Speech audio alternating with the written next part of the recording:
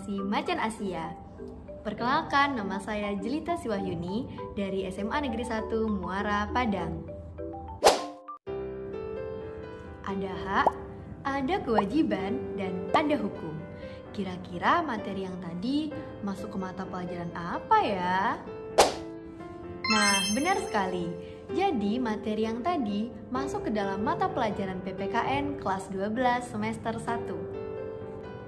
Untuk lebih jelasnya, yuk simak penjelasannya berikut ini.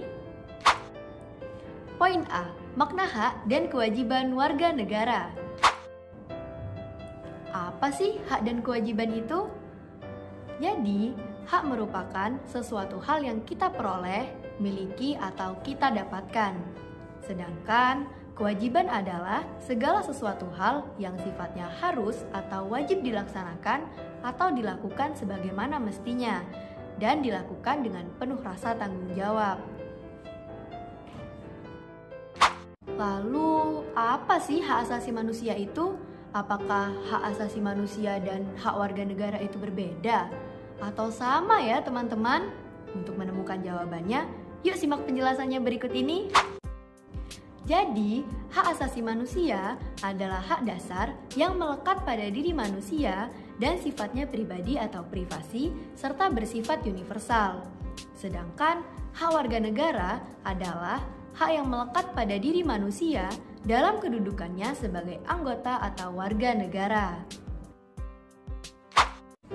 Jadi, hak warga negara dan hak asasi manusia itu berbeda ya teman-teman.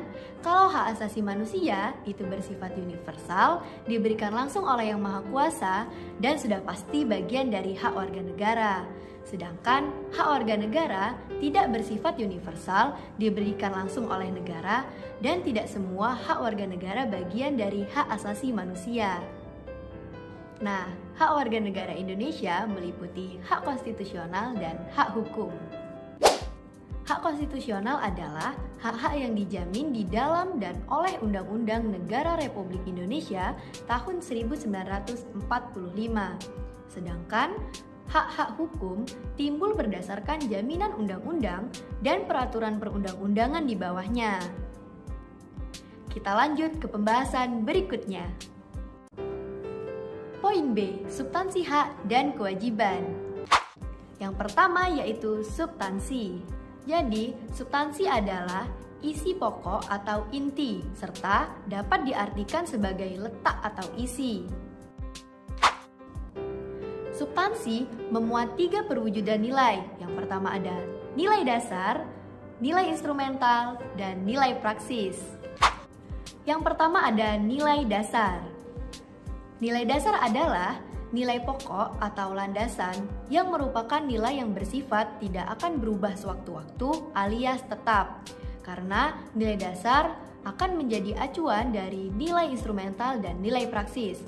Sebagai contoh dari nilai dasar yaitu Pancasila.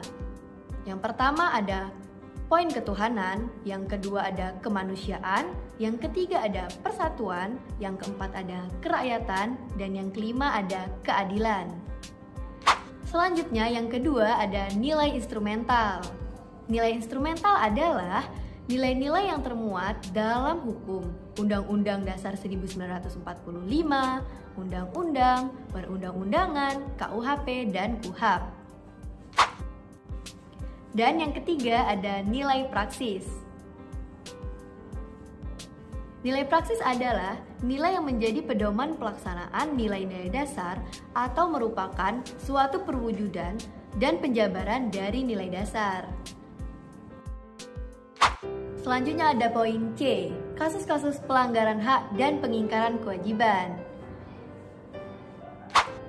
Kira-kira apa ya faktor penyebab terjadinya kasus-kasus pelanggaran hak dan pengingkaran kewajiban? Nah, di antaranya ada rendahnya kesadaran, intoleransi, egoisme, penyalahgunaan kekuasaan, penyalahgunaan teknologi, kurangnya ketegasan aparat, dan rasisme. Lalu, apa sih upaya yang bisa kita lakukan untuk melakukan pencegahan terhadap kasus-kasus pelanggaran hak dan pengingkaran kewajiban?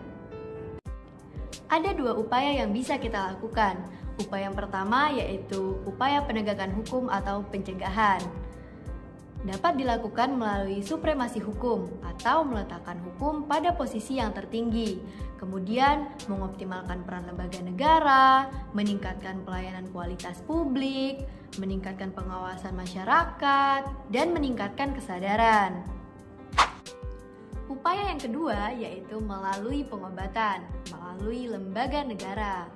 Misalnya melalui Polri, melalui TNI, melalui KPK, dan lembaga peradilan seperti jaksa, hakim, pengacara, dan advokat.